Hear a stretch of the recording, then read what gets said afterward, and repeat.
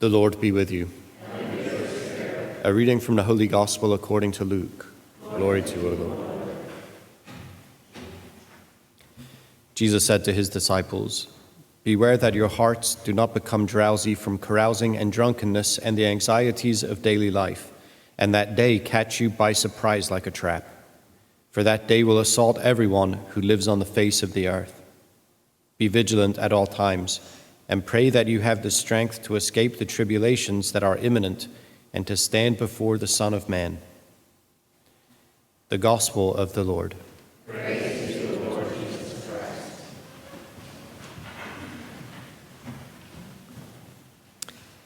Christ. This is how we close out our liturgical year.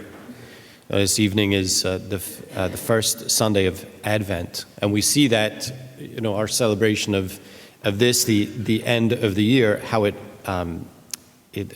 works its way quite naturally into what's coming, and some of the same admonition that we have here in the Gospel today from Jesus is what we get the first couple weeks of Advent. So yes, how do we take this to heart? Beware that your hearts do not become drowsy. Yeah, how do we do this? How do we do this? And I think it's significant also to recognize that Jesus here is speaking to the heart. Yeah, speaking to the heart. And I'm sure that I do not know the entire significance, right, of what that all means. But Jesus is speaking to our hearts. And I think in part because we need to hear this word of His in order to have courage and strength, in order to commit our wills to His way. I mean, I think the kind of instruction that has been going on the past couple of chapters in the Gospel of Luke from Jesus, He's given us everything that we need to know and to understand.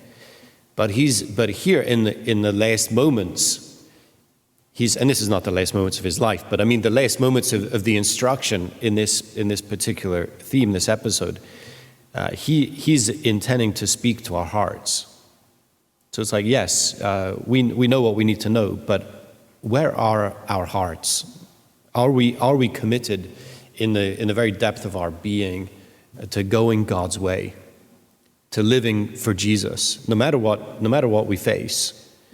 And as I've offered before, it's not simply what we face in terms of devastation, destruction, calamity. I mean, that's in part what Jesus is getting his people ready for, and how to respond when it seems like the walls are coming down on them or closing in on them.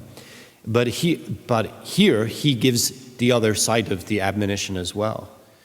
Right? Beware that your hearts do not become drowsy from carousing and drunkenness and the anxieties of daily life. So, namely, like the pleasures that the world can afford, the many ways that the world intoxicates us and even brings us over to its own story of whatever we want to say at this point. I mean, commercialism, consumerism, hedonism, right? Living for pleasure, whatever. Like, those stories are very powerful. Those counterfeit gods are very powerful. And yet Jesus is giving us not only the instruction that we need, our minds, He's actually giving us the hearts that we need to follow Him no matter what. I do want to push into this again and say, yeah, okay, carousing and drunkenness and the anxieties of daily life. Yeah, what are our anxieties? What are the things that give us anxious thoughts or feelings? Because what we do with our worries, our anxious thoughts or feelings or experiences determines so much of whether or not we will follow Jesus in faith. How do we manage our anxious thoughts and feelings? When we have them, when we experience them, when we feel overwhelmed, where do we turn? That's the issue, right? It's like we live in a world where, and this is not bad on the world, this is our condition, Our human condition is such that we're going to have that experience of being overwhelmed, at least from time to time. We're going to have the experience of things not being in our control, at least from time to time. And what do we do when things are not in our control? What do we do? We pull it all in on ourselves. I'm going to take control of this. Right? And if I can't take control of the situation, I tend to try to take control of some smaller part that at least gives me the experience of being in control, because I don't like to feel like I'm not in control. And this is the root of most every addiction, is I'm going to take control here, and I'm going to go down that path. Even though I know it leads to my destruction, at least I'm at the wheel. It's like, oh, well, sure, but there might be another way to deal with that, right? With our feelings of anxiety, the sense that things are out of control, is that, yeah, of course things are not in your control. Who are you? God? Right? But God is God. And so those experiences that we have, and whether it's these the anxieties of daily life that Jesus is talking about here, we have to turn to God with those. We have to keep Jesus in front of us at all times as we make our way through daily life, ups and downs included. Jesus is the one who's going to keep us on track for God and his purposes. And the reality is, let me say it again. I know I'm not exactly digging. I can tell. I'm kind of staying on the surface here. I'm with you. I'm staying on the surface here. But I want to dig into it. I want you to dig into it. We can be pulled off track one way or the other, and Jesus is giving us both of them. You can be pulled off track by almost anything.